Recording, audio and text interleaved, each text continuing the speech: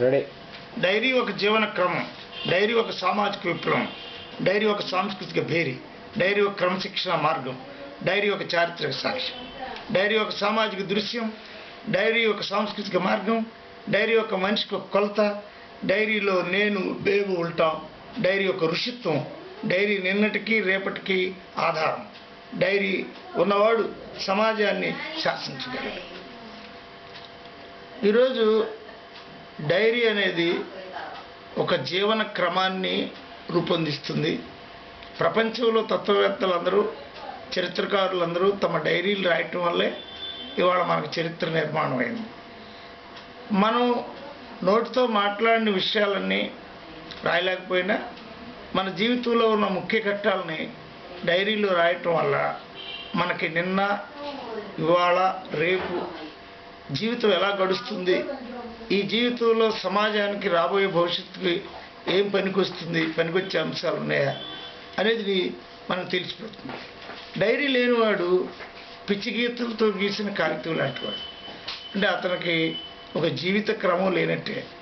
నిన్న ఎలా గడిచిందో గుర్తుండదు, ఈరోజు ఏం చేస్తున్నానో అతనికి నిర్దేశం ఉండదు, రేపేమిటో ప్లాన్ ఉండదు.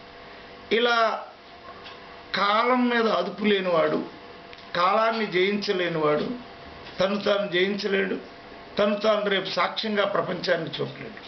కాబట్టి ప్రపంచంలో అత్యున్నతమైన స్థాయికి వెళ్ళిన వాళ్ళందరూ, తమను తాము రాబోయే సమాజానికి నిలబెట్టుకున్న వాళ్ళందరూ, సాక్ష్యంగా నిలబడ్డ వాళ్ళందరూ, శాసనంగా రాయబడిన వాళ్ళందరూ, ఒక యుద్ధ భేరిని మోగించిన వాళ్ళందరూ ఒక తమ డైరీని తాము రాసుకున్నారు, ఆ బాధ్యతను గుర్తించారు.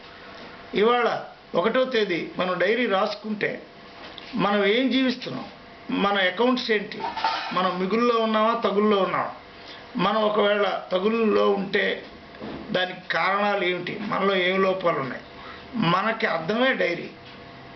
మనల్ని మనం అర్థంలో చూపించేది డైరీ. ఎవడైనా తన ముఖాన్ని అద్దంలో చూసుకోవడానికి భయపడితే వాడు డైరీ రాయాలి. ఎవరైనా తన ముఖాన్ని రోజు అద్దంలో చూసుకోవడానికి ఉత్సాహపడితే, తన రూపురేఖలు ఎలా ఉన్నాయో చూపించేది అర్థమైతే, తన జీవన రూపురేఖలు ఎలా ఉన్నాయో చూపించేది డైరీ. అందుకే డైరీ ఈనాటి సమాజానికి ఒక చారిత్రక సాక్ష్యం, ఒక జీవన క్రమానికి ఒక మార్గం. న్యూ ఇయర్ గ్రీటింగ్స్ కూడా చెప్పండి.